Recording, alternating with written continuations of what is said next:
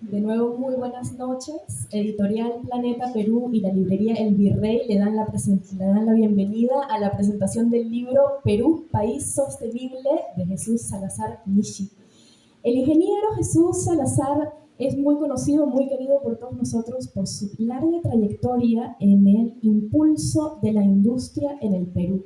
De eso versa este libro que intenta rescatar cuáles son esas bondades que tiene el país que han sido mal aprovechadas, a veces ni siquiera hemos intentado aprovecharlas de ninguna manera, de una forma en la que pueda generarnos de aquí a 10, 20, 30 años el Perú que todos soñamos, un Perú que tanto en lo social como en lo económico pueda ser realmente libre, realmente próspero.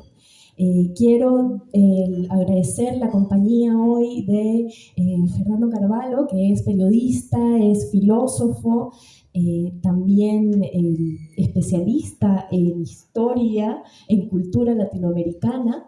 Todos lo conocemos por su segmento en RPP y que de verdad agradecemos muchísimo sus palabras en el prólogo de este libro. Sin más que añadir y para que podamos disfrutar de la velada, les pido un fuerte aplauso para ellos.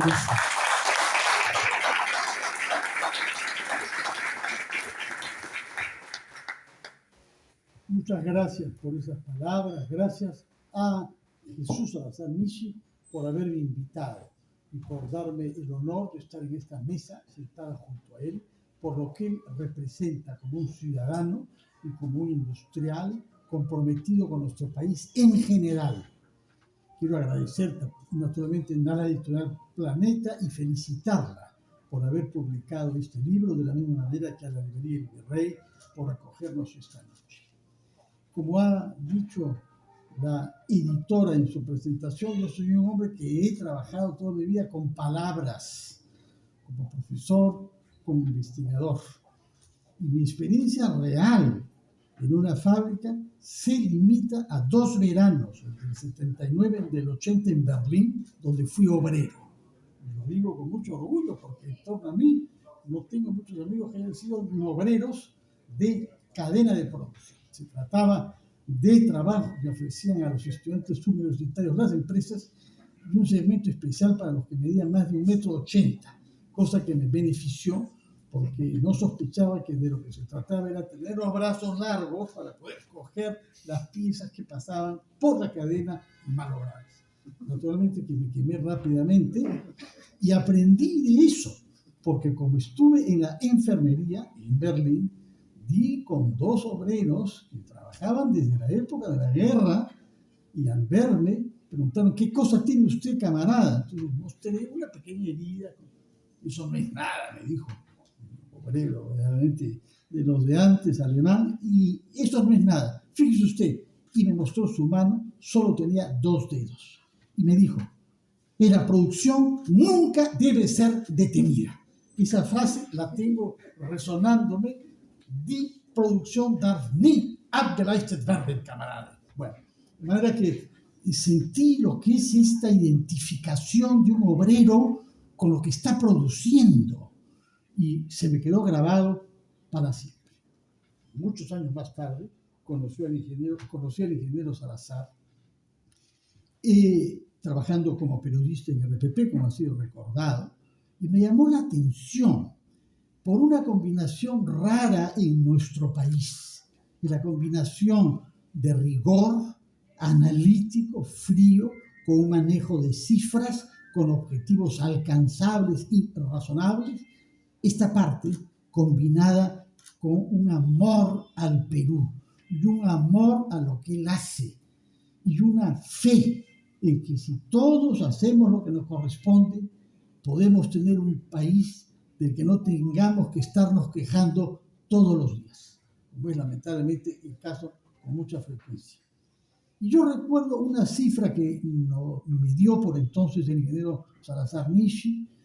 Nuestro país en un momento dado llegó a tener 18% de su PBI como producción industrial y ahora estamos en 12%. hemos retrocedido una tercera parte menos de nuestra capacidad productiva industrial. Durante la semana pasada hemos hablado todos mucho sobre APEC, es decir, sobre comercio internacional, y nos admiramos del volumen de los barcos, de la longitud, de la eslora, de la profundidad, que van a llevar enormes cantidades de mercadería a los puertos asiáticos, principalmente de China. Pero ¿qué es lo que va a salir de ese puerto? Alimentos, comida. Está muy bien que alimentemos a otros países, sobre todo porque parte de esa comida son plantas que hemos creado, que hemos contribuido a producir, como la papa, que no es un producto natural, que ha tomado más de 1000 años injertar, esto hecho por nuestros ancestros, hasta que una raíz dudosa se convirtiese en la planta nutritiva y mundialmente reconocida que son. O sea, hay industria también en la papa.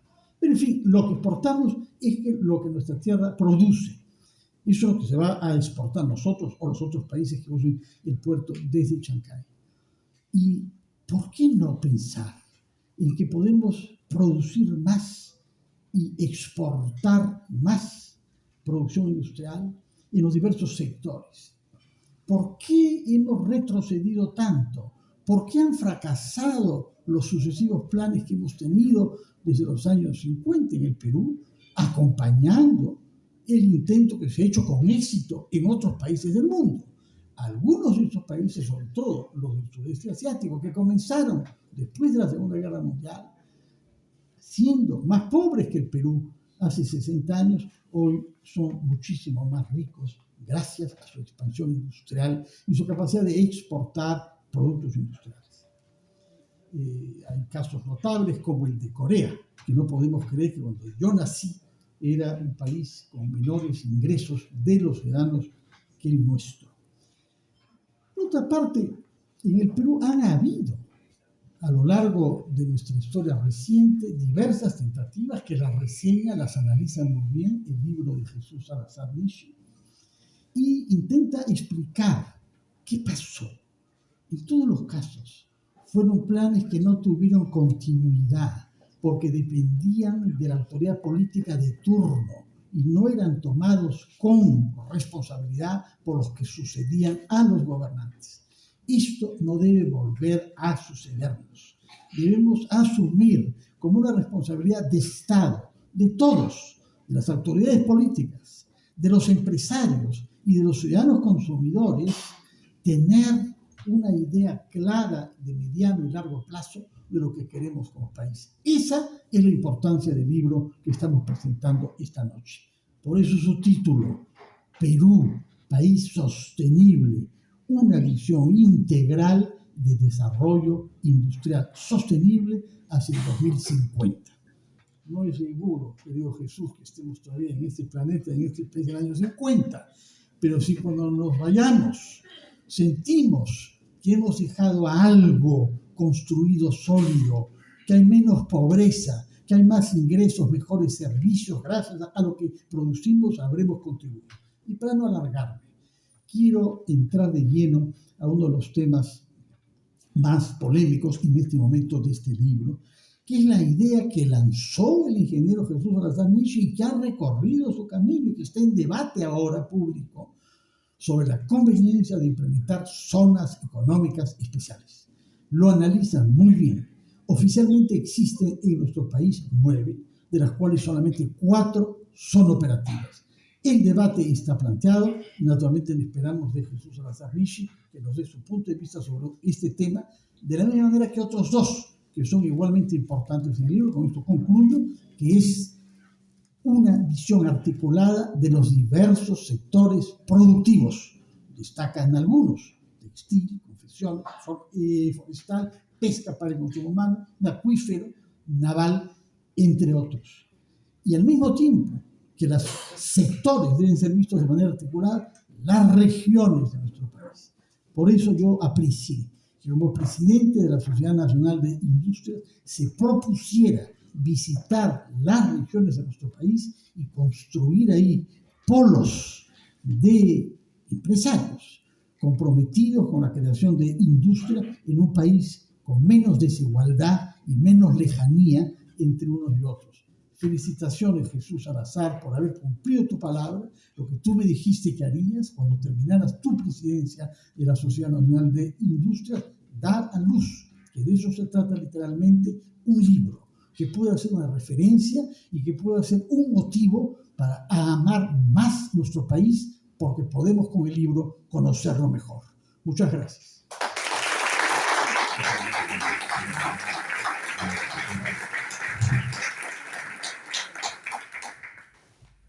Muy buenas noches con todos. Muchísimas gracias por acompañarme esta noche en la presentación de un libro que, como bien me lo dijo Fernando, oye, esto es como dar a luz, es un hijo, estás teniendo un nuevo hijo.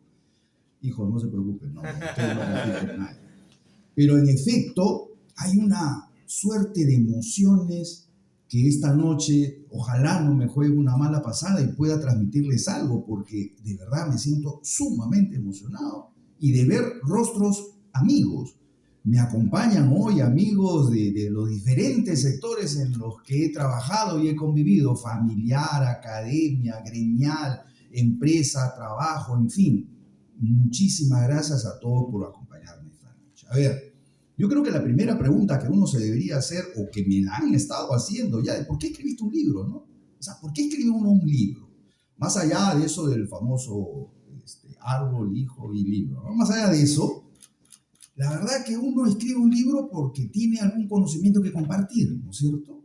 O porque en mi caso quiero motivar a la acción, porque eso es lo que busca este libro. Este libro es una propuesta que busca que nos motivemos a accionar y de una vez decir basta ya de un Perú siempre subdesarrollado y que si no hacemos nada, ojo, el Perú tendrá 200 años más de subdesarrollo. Necesitamos accionar y para ello hay que planificar, algo que en el Perú lamentablemente no se ha acostumbrado. Y lo conversábamos siempre, Fernando, en las entrevistas. El Perú es cortoplacista y nos han enseñado a eso. Nuestra visión de desarrollo, por decirle algo, ¿no? Siempre ha estado marcado por quinquenios. Ahora último por menos de quinquenios, ¿no? Porque ahora ni siquiera 5 años dura un presidente. Y esperamos y cada 5 años cruzamos los dedos para ver si viene un iluminado y nos dice a dónde conducir a nuestro país en los siguientes años. Pero no tenemos una política de Estado que nos impulse y nos dirija hacia el desarrollo, que es lo que el Perú necesita. El Perú necesita hacer un plan estratégico y a criterio de lo que creemos y hacemos industrias, debería estar basado en el desarrollo de la industria sostenible. Y no porque lo digamos los industriales, como algunas me dijeron, claro, tú estás cuidando tus bolsillos. No, no es así. Lo que yo creo, y estoy convencido porque soy un industrial apasionado, de que es la ruta que más rápido nos puede llevar al desarrollo. Y basta con mirar al mundo. Fernando ya hizo algunos ejemplos de algunos países que supieron pensar y decidieron tomar la iniciativa hacia el desarrollo. Y cuando yo digo el Perú nunca tomó la decisión de crecer o la decisión de desarrollarse, es porque nunca hemos encontrado un plan estratégico que diga la ruta del desarrollo. Y ojalá que el aporte que ahora estamos haciendo con este libro, a través del IDIS, que es el Instituto de Desarrollo Industrial Sostenible, que me animé a constituirlo por un tema simple. Terminaba una gestión en un gremio empresarial industrial y me cuestioné el regresar nuevamente a mi industria, a mi empresa, y volver a ser el empresario y seguir pensando solo en su entorno particular. Y ese compromiso con tu Perú, ¿dónde lo dejas? Felizmente tengo unos hijos que ya están dedicados a la empresa y me permiten gastar el dinero que ellos generan, felizmente. Y eso, y gracias a ello continúo en esta. Y el IDIS pretende ser un investigue, que ponga, que haga regionalización. El Perú no puede en Lima. En ti, tus potencialidades están en las regiones, será distinto y empezará el desarrollo. Acá tenemos a industriales de Lambayeque representados con el presidente del gremio industrial en la región. y sabe perfectamente que la ruta de desarrollo de su región es la industrialización. Pero a ver, pongámonos de acuerdo, ¿cómo lo hacemos? ¿No? Porque suena bonito, y si yo le doy algunos ejemplos, van a sonar bonito, pero la pregunta es cómo lo hacemos. Y el libro trata de resolver esos cuestionamientos, que no se los voy a decir, porque si no, no van a comprar el libro y no se va a vender, así que por ahí les dejo nada más el caramelo. Pero bueno, luego de haber estado frente a un gremio industrial como la Sociedad Nacional de Industrias y haberlos hecho, y yo lo digo y lo repito siempre, y lo digo de manera más orgullosa, hice salir de la zona de confort a un gremio bastante ortodoxo, un gremio muy tradicional, una casona en Miraflores, que era la clásica del gremio, ¿no es cierto? La pregunta es, ¿iba a continuar con la tradición del gremio empresarial o le impulsaba un tono distinto y salíamos de la zona de confort y nos íbamos a las regiones? Y nos íbamos a recorrer el país para entender realmente qué se siente en el Perú. Y cuando digo esto es porque la verdad a muchos peruanos aún no nos duele el Perú. Y no sé si estoy siendo muy dramático al expresarme así, pero yo creo que deberíamos empezar a dolernos el Perú. Porque cuando recorres las regiones, como lo hice yo, a Dios gracias, vas a encontrar muchas necesidades, pero a la vez ves muchas oportunidades. Y ante ello viene el cuestionamiento. Y entonces el Perú, ¿por qué no aprovechó o aprovecha esas grandes potencialidades que tiene? Decisión. Nos falta decisión como país. Y lo que trata de ver este libro es justamente eso. A ver, hacemos un recorrido por el sudeste asiático, que creo que es una de las zonas del mundo que mejor puede tomarse como ejemplo de lo que es la industrialización y el desarrollo. Quizá un país muy cercano a nuestra realidad fue Malasia, un país que era exportador de materias primas, igualito que Perú. Pero miren, en el año 50 tomó la decisión de industrializarse y dijo ya no más materias primas, ¿no es cierto? Vamos a buscar valor agregado. Pero como no la tenían, inteligentemente plantearon un plan de industrialización para atraer capitales y desarrollar tecnología. Y hoy Malasia es un exportador de mucha manufactura con alto valor agregado. Y como ello puedo dar muchos ejemplos. Corea mencionó Fernando. Bueno, Corea en los años 60 tenía un PBI mucho más bajo que el nuestro. Pueden imaginarse eso. En los años 60 Corea tenía un PBI mucho más bajo que el nuestro y solamente exportaba algo de 155 millones de dólares, cuando el Perú en ese momento ya estaba en una cantidad bastante buena. Ya estamos en el 24 y el año pasado Corea ha cerrado con un PBI de 1,7 billones de dólares, es una locura, y exporta más de 850 mil millones de dólares. Entonces, ¿cuál fue el secreto? ¿Acaso Corea tenía todos los sectores desarrollados y tenían todas las materias primas posibles? No, tomó la decisión de industrializarse y eso fue desde el año 60. Y ahora miren la gran tecnología que tiene. Taiwán es otro gran ejemplo. Y Taiwán lo pongo un ejemplo porque tuve la suerte de estar en Taiwán. Fui invitado por el gobierno de Taiwán y estuve con el gremio de industriales. Me llevaron a plantas sostenibles, realmente, donde aplicaban economía circular, que acá todavía nosotros lo estamos viendo como un sueño, como algo inalcanzable aún, pero allá ya se está haciendo. Y resulta que Taiwán también tomó la decisión de industrializarse. Pero a ver, quienes conocen algo de la historia de Taiwán, ¿qué recursos tiene Taiwán? ¿Qué recursos naturales tiene para explotar Taiwán? Como lo tiene el Perú y lo tenemos muchos países de esta región. Pues cero, nada, muy poco, poquísimos recursos naturales. Y la pregunta es entonces, ¿cómo se industrializaron? Yo tengo la suerte de ser amigo de la embajadora de Taiwán en el Perú, una señora excelente, una embajadora de lujo realmente, y le hice esa pregunta, ¿no? Y mira lo que me respondieron, ¿no? Pues yo le dije, a ver, dígame embajadora, ¿qué tiene Taiwán? Y me dijo, taiwaneses. Mira, esa respuesta a mí me dejó pensando muchísimo. Porque tiene razón, pues. Yo preguntaría, ¿y el Perú qué tiene? Bueno, el Perú tiene muchos recursos minerales, la agricultura, tiene un 3.100 kilómetros del litoral peruano exquisito, rico, ¿no es cierto? Tiene unos bosques, el 9º bosque más grande del mundo. Nosotros tenemos mucha riqueza. Y quizá la otra pregunta sería, ¿nos faltan los peruanos? ¿No? O sea, totalmente lo contrario, ¿no? Entonces, yo creo que ahí va la reflexión y el libro lo hace. Y cuando habla de que nos falta un tema de trabajar con el factor humano, deberíamos un poco imitar y copiar lo que hicieron países como Taiwán, en efecto. Se dedicaron 30 años a fortalecer su educación y lo hicieron a través de materias clave, ¿eh? Trabajaron en tecnología, en matemáticas, dieron una ruta y prepararon a toda su nación a desarrollarse y hoy son número 1 en tecnología. Yo creo que el Perú debería hacer eso, prepararnos, mirar hacia la educación. Lamentablemente la educación en el Perú siempre ha estado a la cola, a nivel de presupuesto, a nivel de decisiones políticas. Salud y educación lamentablemente son de lo que más padecemos, pero ahí está la fortaleza del crecimiento. Si el Perú aprovechara todos los grandes recursos que tiene, nuevamente pongo como ejemplo el tema del mar. Perú con 3.100 kilómetros de mar, de exquisito mar, espejos de agua en la sierra, en la selva, en la pesca de consumo humano, la acuicultura debería ser un sector potenciado en el Perú. Nosotros exportamos más o menos 1.500 millones de dólares al año. Ecuador, con mucho menos mar, pero con mucha más estrategia, ya está exportando casi 8.000 millones de dólares al año. Y la pregunta es entonces, ¿cómo hace? ¿Los peces se van para allá y allá los pescan?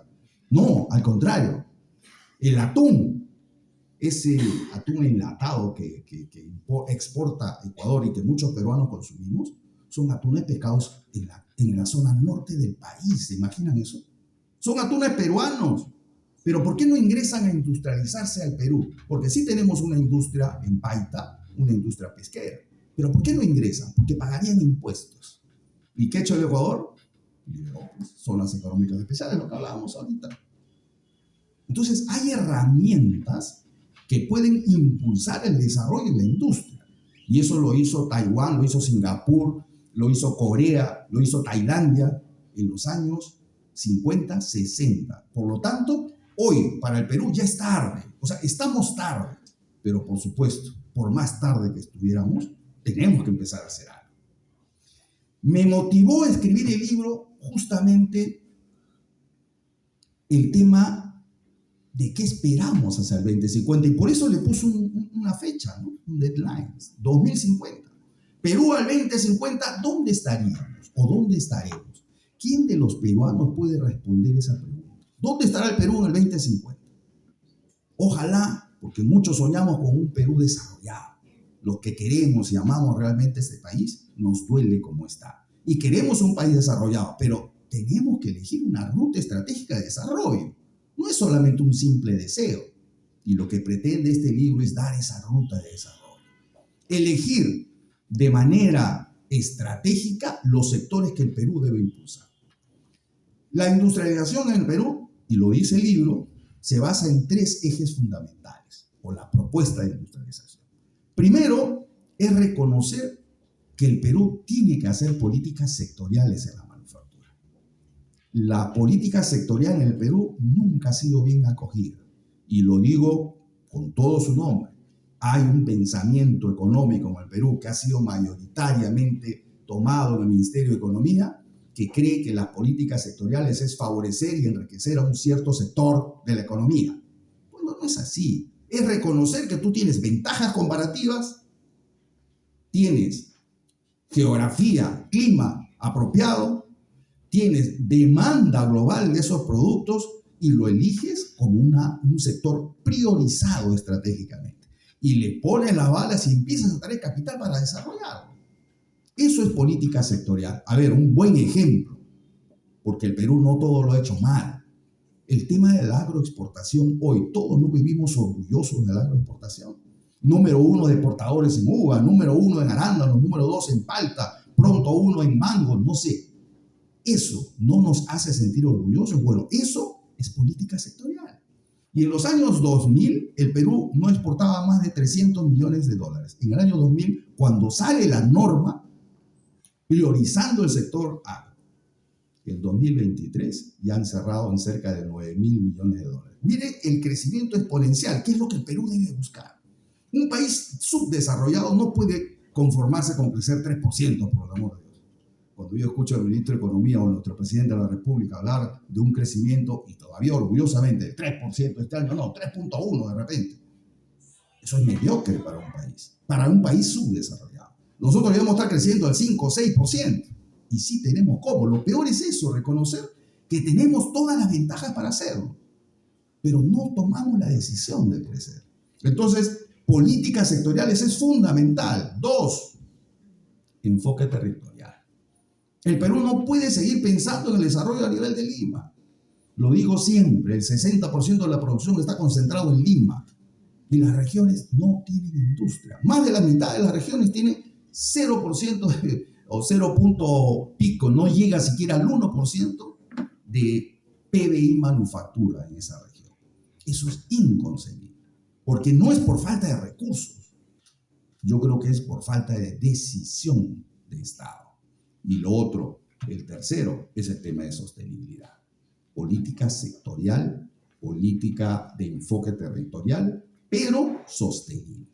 Y todos entendamos, y de una vez el Perú debe hacer suyo esta propuesta, que la sostenibilidad significa generar riqueza económica, pues eso no tiene sentido, pero siendo socialmente inclusivo y ambientalmente responsable. Ninguna actividad empresarial, menos industrial, puede faltar a uno de estos 3 principios. Eso es industria sostenible y en eso se basa la propuesta de este libro. Yo entiendo la frustración de muchos de mi generación, porque aquí viene un poco un tema reflexivo que también justifica el por qué hice el libro.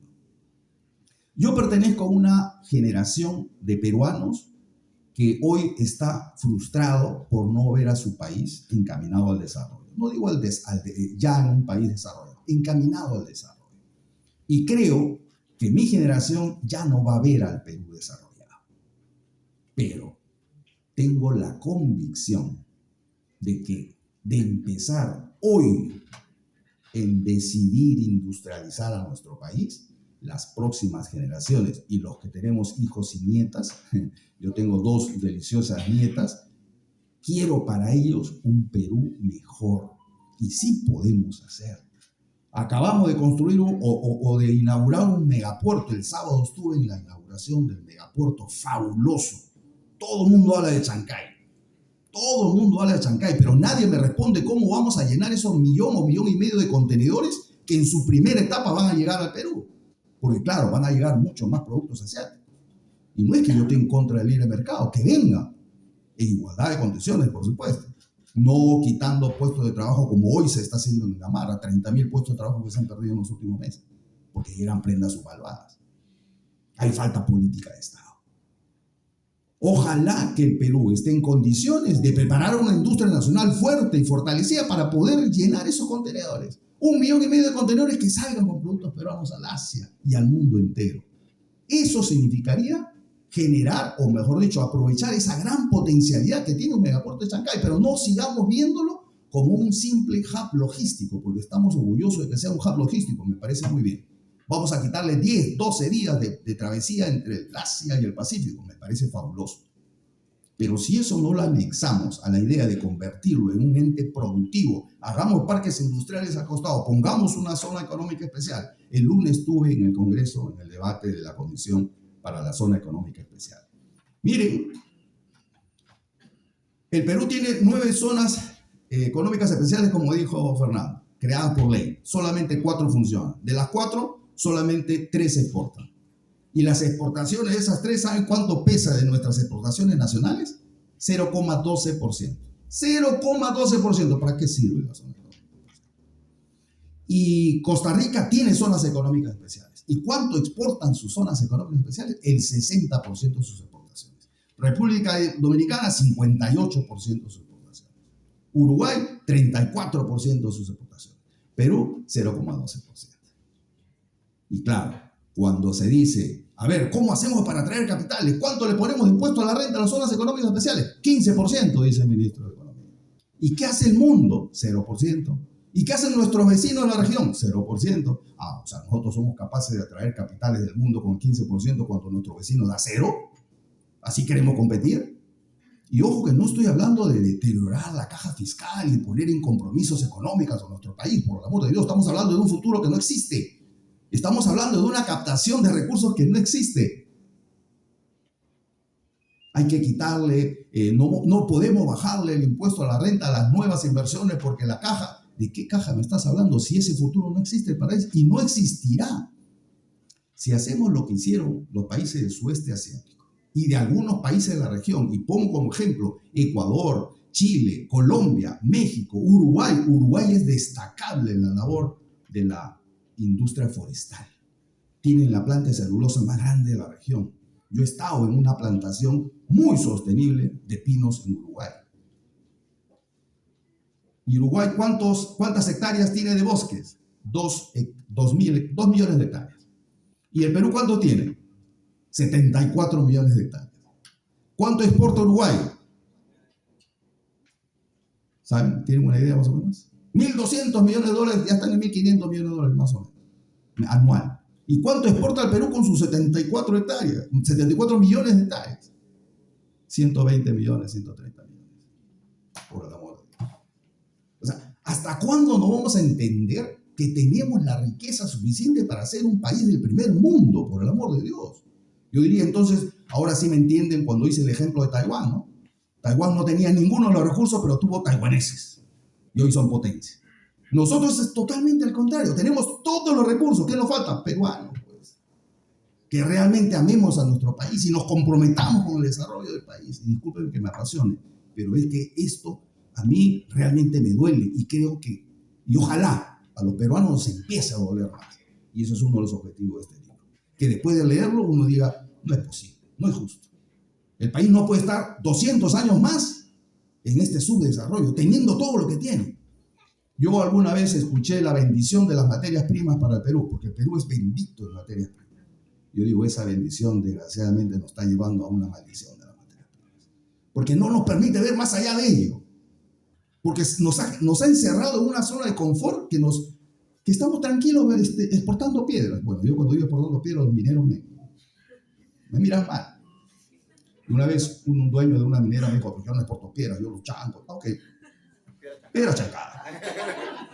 Es que no hay valor agregado, ¿no es cierto? Y entonces debemos salirnos de esa zona de confort y entender que si el Perú quiere llegar al desarrollo, no debe ser más un exportador solo de materias primas y hacerlo como hizo Malasia. Cambió sus exportaciones de materia prima en exportaciones de alto valor agregado. Lo mismo hizo Costa Rica. Costa Rica hasta hace poco exportaba banano, piña. Hoy, semiconductores. ¿Quién fue a hacer la inversión? Intel. Invirtió muchos recursos y hoy Costa Rica es fabricante de semiconductores y de alta tecnología. Y lo que es, ya no sé cómo llamarlo. Ustedes saben que Intel primero tocó la puerta al Perú. Y el Perú, por supuesto, se negó a darle facilidades, ¿no? Y en Costa Rica le abrieron toda la puerta, 0%. Y hoy Costa Rica se ha beneficiado con la tecnología. Y hay ingenieros y técnicos trabajando en esa planta. A mí no me sorprendería que en unos años más Costa Rica, capital costarricense, empiece a fabricar semiconductores ya con capitales nacionales. Eso se llama transferencia tecnológica. ¿El Perú cuándo va a entender que es la forma de atraer tecnología? Nosotros queremos ser, si estuviéramos la decisión, queremos ser exportadores de tecnología, sí lo podríamos hacer. Pero hay que generar las condiciones para atraer esos capitales y generar esa transferencia. Bueno, yo podría estar toda la noche hablando acá, ya me están mirando que me he pasado el tiempo, yo lo entiendo, pero cuando me meto a hablar de estos temas, la verdad que me apasiona. Yo soy un industrial que apostó por el Perú. Hacer industria en el país, ojo, sin desmerecer ninguna otra actividad económica. Ser empresario en el Perú de por sí ya es complicado. Y es muy complicado. Poner un negocio y ser un emprendedor es muy complicado. Pero serlo en el sector industrial, Dios mío, es sumamente complicado. Tecnología, maquinaria, materias primas, transformaciones, procesos, capacitaciones, todo eso para sacar un producto. Y ya vamos a ver si lo vendes. Y si lo vendes, ojalá que te paguen, ¿no, Rodolfo? Sí, pues sí. Entonces, ser industrial y no apasionado no existe. Tienes que ser apasionado y querer llamar tu industria, si no, no hay forma. Muchas veces mi hijo me decía, ¿por qué elegiste ser industrial? Te hubieras metido otro negocio, un importador, ya estuviéramos tranquilos. No, es que cuando uno es industrial quiere transformar, quiere generar valor agregado, quiere que su país se desarrolle. Ojalá que los empresarios en general, aquí ya no hablo solo de industriales, salgamos también de nuestra zona de confort y no sigamos pensando solo en el bien particular. Empecemos a hablar del bien común en el país. Y ojalá que los empresarios demos ese paso hacia adelante y empecemos a comprometernos más con nuestro país, más que en nuestros propios beneficios. Yo sí entiendo que tú tienes que ser exitoso económicamente para apoyar a tu país. Eso me queda clarísimo. Pero mal harías si eres un empresario peruano exitoso solo pensando en ti y en tu familia y descuidando lo que el Perú es hoy. Yo creo que ese es el gran reto que tenemos los empresarios y ojalá las nuevas generaciones, yo le decía, yo ya no lo veré, pero ojalá las nuevas generaciones impulsen esta idea y en el 2050 tengamos un país, si no desarrollado, por lo menos camino a ese desarrollo. Muchísimas gracias por su presencia.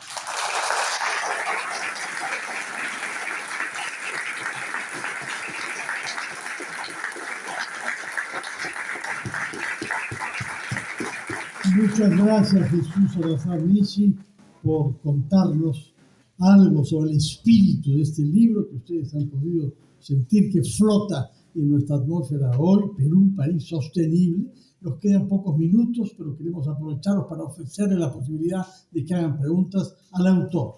Adelante, por favor. ¿Cuánto cuesta el libro?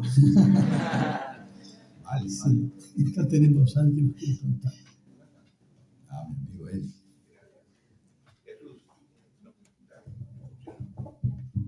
Aló, ya, sí, gracias. Felicitaciones, conozco tu trayectoria, el amor además que le has puesto al gremio. No necesito resaltar cualidades que todos conocemos.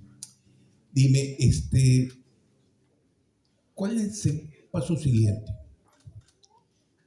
Este es un libro provocador, es un libro que además esperanza, pero el colectivo, porque los peruanos no vamos a cambiar solos.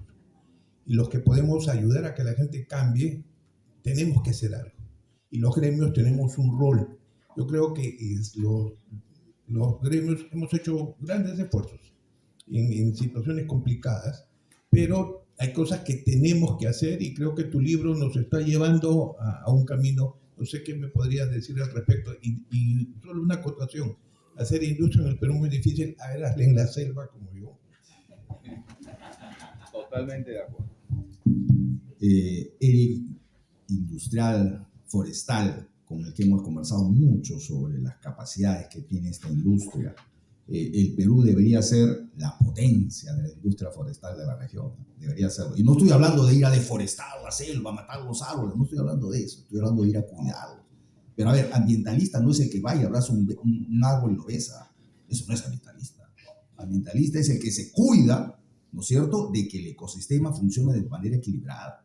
Y la industria no puede estar fuera de ese ecosistema, por el amor de Dios. Además, se ha demostrado que en los países donde interviene la industria científicamente, sosteniblemente, se mantienen más los árboles que caso como el nuestro que no tenemos industria forestal.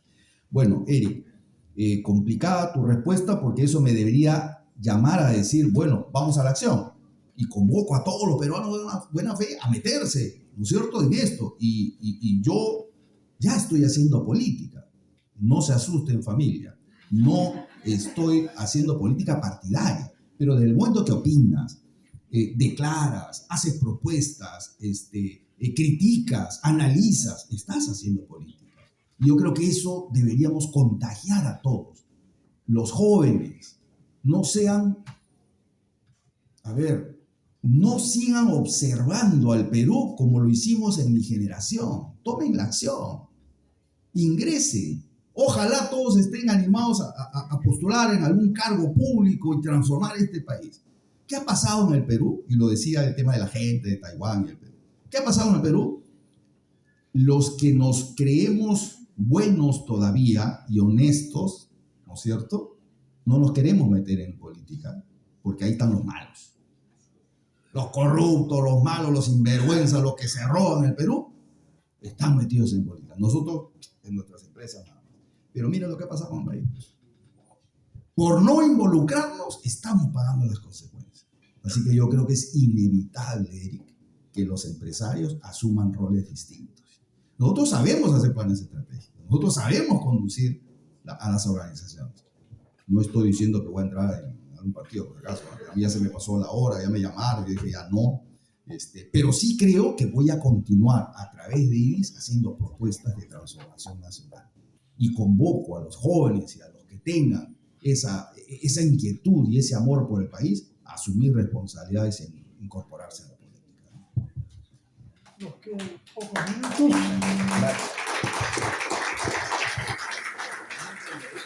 Si hay otra pregunta, adelante, por favor.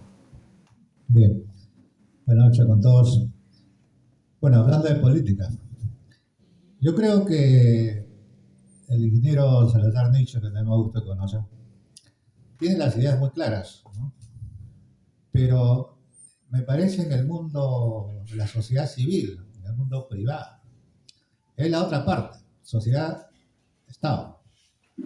Entonces, si bien es cierto, está claro las cosas en el plano económico de la sociedad, la ruta que señala, pero sin embargo el problema es el Estado. Queríamos anteriormente que había las famosas cuerdas separadas, ¿no? Que la economía iba por un lado y la política por otro lado. Pero hay un problema que se llama Estado y la falta de institucionalidad. No hay instituciones, lo que hay es caudillos, ¿no es cierto? Entonces ese es el gran problema. Y los caudillos piensan en el interés particular, no tienen una visión de estadista de pensar en función al país. Entonces esa parte, no sé, no lo he visto mucho en su exposición, quisiera un poco su opinión al respecto. Muchas gracias. De acuerdo, mi querido exalcalde de Ventanilla. A ver, cuando lea usted el libro lo va a encontrar, pero le voy a dar un adelanto, que lo dice el libro, ¿verdad? Me estoy quemando un poquito la película, ¿verdad? Hay un premio Nobel de Economía este año, que se lo dieron a un par de autores de un fabuloso libro, ¿no es cierto? ¿Por qué fracasan los países? Léanlo los que aún no lo han leído, es una lectura obligatoria. Y cuando ustedes terminan de leer el libro, le va a pasar lo que a mí me pasó. Ya sé por qué mi país fracasó. Y una de las cuestiones, si no es el más importante, es falta de institucionalidad, mi querido. Cuando un país no tiene instituciones fuertes, y en ese caso es el Perú, no logra el desarrollo. Y dan ejemplos de países o de ciudades que comparten geografía, hasta la propia cultura, pero tienen destinos distintos de éxito. Y es por un tema institucional. El Perú necesita de instituciones fuertes. Y ahí viene nuevamente. Nosotros los peruanos somos los que tenemos que crear esas instituciones. Yo quiero felicitar públicamente, y se lo dije a mi amigo Rolando Arellano hace poco en un evento que nos encontramos. Estás haciendo una secuencia de hablar de cosas positivas en el Perú. No sé si ustedes lo han visto en RPP, es fabuloso. Yo dije, qué buena idea que alguien salga a hablar de cosas positivas de los peruanos, porque sí tenemos muchas cosas positivas. Gracias, Rolando. Pero ¿qué nos pasa a los peruanos? Cuando estuvimos haciendo un comercial en Coplas, un fabuloso comercial del tubo peruano, véanlo, empieza diciendo, tuvo que ser, claro, el peor enemigo de un peruano. ¿Cómo se nos ha quedado esa frase, por el amor de Dios? Y lo peor es que lo estamos repitiendo. Ahora, algo de cierto tiene, los dichos no salen por gusto, ¿no? Pero ojalá nos contagiemos, Rolando, de hablar de cosas positivas, ¿no es cierto? Y que el Perú empiece a transformarse. El Perú necesita una transformación tremenda. Necesita más peruanos que realmente amen a su país y se despojen un poco del egoísmo en el cual hemos sido acostumbrados y nos han criado así. Estoy hablando no de la familia, sino como nación. Nos han criado como peruanos egoístas. Y cuando vemos el triunfo de un peruano, lejos de apoyarlo y levantarlo, más bien vemos cómo le ponemos el palo encebado para que se caiga rápido, ¿no? Porque yo quisiera estar ahí, ¿no? O sea, institucionalidad, querido amigo. Yo estoy seguro que el Perú tiene que caminar a eso. Necesitamos transformando, pero desde adentro. Gracias por tu pregunta. Gracias a todos ustedes por su presencia. Gracias sobre todo a Jesús Salazar Nishi, presidente del Instituto de Desarrollo Industrial Sostenible. Gracias a la editorial Planeta y a la librería Virrey. Nos comprometimos a salir a las 8 de la noche, somos personas de palabra, que no es que por mucho que tuviéramos ganas de oírlo más, lo que podemos es comprar el libro y leerlo. Muy buenas noches.